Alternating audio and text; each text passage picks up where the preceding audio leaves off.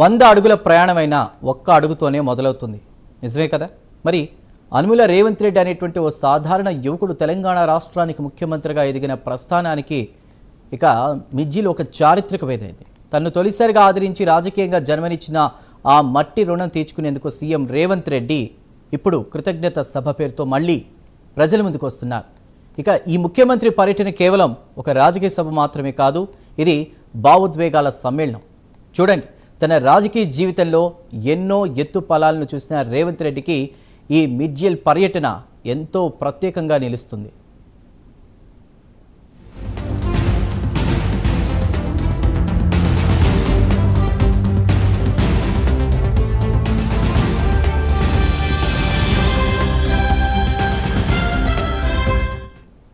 తన రాజకీయ జీవితానికి పునాది వేసిన నేల ఏదైతే ఉందో మిర్జిల్కు తెలంగాణ ముఖ్యమంత్రి అనుముల రేవంత్ రెడ్డి రాక ఎంతో ప్రాధాన్యతను సంతరించుకుంది. జడ్చర్ల నియోజకవర్గంలోని మిర్జిల్లో రేవంత్ రెడ్డి 20 ఏళ్ల రాజకీయ ప్రస్థానాన్ని గుర్తు చేసుకుంటూ కాంగ్రెస్ పార్టీ నాయకులు అద్భుతమైన ఏర్పాట్లు చేశారు. తెలంగాణ ముఖ్యమంత్రి అనుముల రేవంత్ రెడ్డి జూలై 4న మహబూబ్ నగర్ జిల్లాలోని మిర్జిల్ మండలానికి విచ్చేస్తున్నారు. సరిగ్గా 20 ఏళ్ల క్రితం అంటే 2006లో మిర్జిల్ జెడ్పీటీసీ సభ్యుడిగా గెలిచి తన రాజకీయ ప్రస్థానాన్ని ఆయన మొదలుపెట్టారు. ఇక ఇప్పుడు ముఖ్యమంత్రి హోదాలో అదే గడ్డపై అడుగు పెడుతూ ఉండడం నిజంగా ఒక చారిత్రక విశేషం. మీ బిడ్డను మళ్లీ వస్తున్న మీ ఆశీర్వాదం వల్లే రాష్ట్రానికి సేవ చేసే అవకాశం వచ్చింది అనేటువంటి భావనతో సీఎం ఈ పర్యటనను చేపడుతున్నారు. ఈ అరుదైన సందర్భాన్ని పురస్కరించుకుని అక్కడ భారీ కృతజ్ఞత సభ నిర్వహించేందుకు కాంగ్రెస్ శ్రేణులు పెద్ద ఎత్తున ఏర్పాట్లు చేస్తున్నాయి.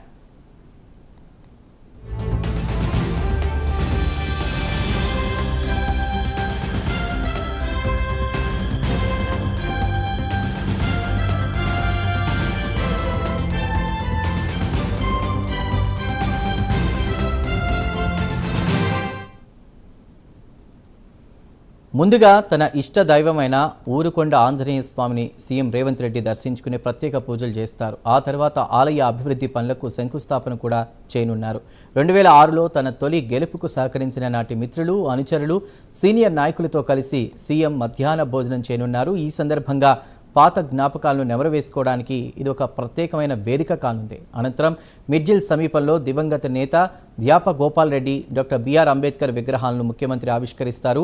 అక్కడే ఏర్పాటు చేసిన భారీ బహిరంగ సభలో ప్రజలను ఉద్దేశించి ప్రసంగిస్తారు. జెడ్పీటీసీ నుంచి ముఖ్యమంత్రి వరకు రేవంత్ రెడ్డిది నిజంగా ఒక అద్భుతమైన ప్రయాణం.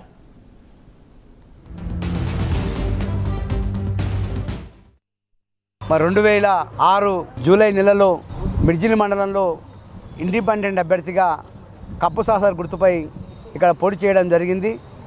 రేవంత్ రెడ్డి గారు అప్పట్లోనే ఈ మండలంలో ఉన్నటువంటి అనేక సమస్యలను నేను పరిష్కరిస్తా, మీకు చేదోడు వాదోడుగా ఉంటా అని చెప్పి ఆయన మాటలతోన, ఆయన మంచితనంతోన ఈ మండల ప్రజలందరూ కూడా మనసులో మరి స్థిరస్థాయిగా నిలిచిపోయి మరి పోటీ చేసిన సమయంలో మరి జెడ్పీటీసీ సభ్యునిగా మరి మిర్జిల్ ప్రాంత మండల ప్రజలు గుండెల్లో పెట్టుకొని రేవంత్ రెడ్డి గారిని జెడ్పీటీసీగా గెలిపించుకోవడం జరిగింది. మరి ఆ రోజు ఉన్నటువంటి రేవంత్ రెడ్డి మరి ఎమ్మెల్సీగా, ఎమ్మెల్యేగా, ఎంపీగా, పీసీసీ అధ్యక్షునిగా, ప్రస్తుతం రాష్ట్ర ముఖ్యమంత్రిగా ఉన్నప్పటికీ కూడా అదే మరి మంచితనము, అదే మరి ఆప్యాయత, అదే చిరునవ్వు, అదే మరి ఆత్మీయత కలిగి ఉన్నటువంటి వ్యక్తి. అనేక సందర్భాలలో, అనేక బహిరంగ సభలలో మిర్జిల్ ప్రాంత వాసులు ఎక్కడ కనిపించినా దగ్గరకు తీసుకొని పలకరించి మా మండలం గురించి మా వ్యక్తిగతంగా కూడా మరి వారి యోగక్షేమాలను తెలుసుకొని మరి ఒక మంచి నాయకునిగా ఈరోజు ఉండడము మేము మండల ప్రజలందరం కూడా చేసుకున్నటువంటి అదృష్టము. విద్యార్థి దశలో ఏబీవీపీలో చురుకుగా పనిచేసిన ప్రత్యక్ష రాజకీయాల్లో రేవంత్ రెడ్డి తొలి అడుగు స్వతంత్రంగానే పడింది. ఆయన రాజకీయ జీవితంలో జూలై 4వ తేదీకి అత్యంత ప్రాముఖ్యత ఉంది. 2006లో స్వతంత్ర అభ్యర్థిగా మిర్జిల్ జెడ్పీటీసీగా ఆయన విజయం సాధించారు. ఆ తర్వాతి ఏడాదే అంటే 2007లో మహబూబ్ నగర్ స్థానిక సంస్థల ఎమ్మెల్సీ ఎన్నికల్లోనూ స్వతంత్ర అభ్యర్థిగానే గెలిచి శాసన మండలిలో అడుగుపెట్టారు. అనంతరం టీడీపీలో చేరిన రేవంత్ రెడ్డి తన వాగ్దాటితో అనతి కాలంలోనే ఆ పార్టీలో కీలక నేతగా ఎదిగారు. కొడంగల్ నియోజకవర్గం నుండి 2009, 2014 అసెంబ్లీ ఎన్నికల్లో టీడీపీ తరపున ఎమ్మెల్యేగా విజయం సాధించారు. రాష్ట్ర విభజన తర్వాత తెలంగాణ టీడీపీ కార్యనిర్వాహక అధ్యక్షుడిగా బాధ్యతలు చేపట్టారు. ఆ తర్వాత తన లక్ష్య సాధన కోసం కాంగ్రెస్ పార్టీలో చేరారు. నేను సర్పంచినప్పుడు ఆ రోజు సర్పంచ్గా ఉన్నా, ఇప్పుడు మాజీ సర్పంచ్. నేను ఆ రోజు రేవంత్ రెడ్డి ఇక్కడ ఇండిపెండెంట్గా పోటీ చేయడానికి వచ్చినప్పుడు నేను సర్పంచ్ సంఘానికి ప్రెసిడెంట్ ఉన్నా. ఆ రోజు మాకు కలిసి జయపాల్ యాదవ్ అప్పుడు ఎమ్మెల్యే ఉన్నాడు కలగుర్తి, అప్పుడు ఆయన కలిసి రేవంత్ రెడ్డికి చేయాలి మీరు అని చెప్పి 24 మంది సర్పంచ్తో ఏకదాటిగా ఆయనకు ప్రచారం చేసినామున్నా. మేము ఆ రోజు ఆయనకు ప్రచారం చేసి ఇంటింటికి తిరిగి ప్రతి తండలు తిరిగి ప్రతి విలేజ్ తిరిగి ఆయనకు ఓట్లు వేయించినాం. ఆ రోజు ఆయన కప్పు శాస్త్ర గుర్తు మీద ఇవాళ మా అమ్మ ఉందన్న 86 ఏళ్ళు ఆమె అడిగితే ఏమంటున్నాడు, రేవంత్ రెడ్డికి ఓటేసినాం చాయ్ కప్పు కానీ అంటుంది. అంటే అంత గుర్తింపు ఆయన ఆ రోజు అందరినీ కలిసిండన్న, పెద్దోళ్ళు చిన్నోళ్ళు అనకుండా అందరు కలిసిండు.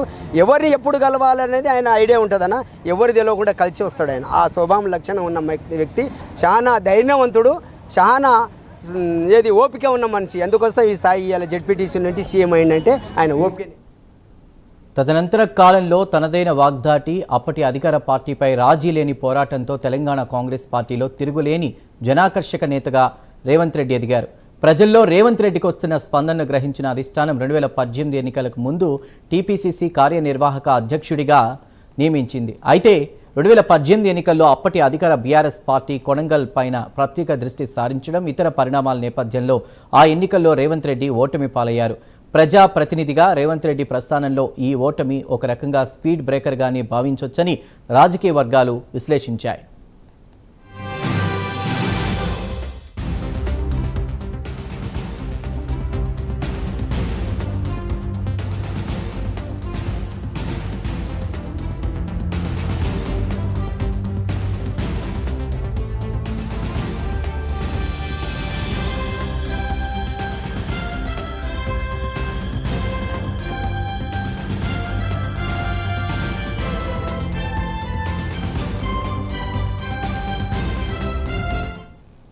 అయితే 2019 లోక్సభ ఎన్నికల్లో మల్కాజ్గిరి స్థానం నుంచి రేవంత్ రెడ్డిని అధిష్టానం బరిలోకి దింపింది.